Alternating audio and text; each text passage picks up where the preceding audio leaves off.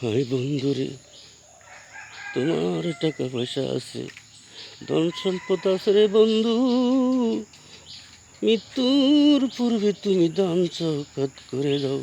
মানুষকে দান করো বন্ধু, দান করো।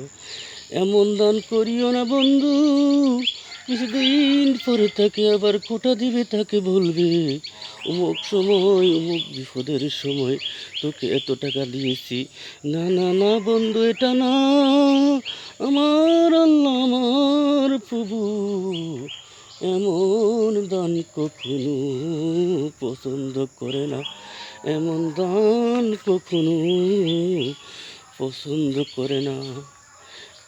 ডান হাতে দান করলে যেন বাম হাতে না জানে, অর্থ হলো গোপনে গোপনে মানুষকে কিছু দাও।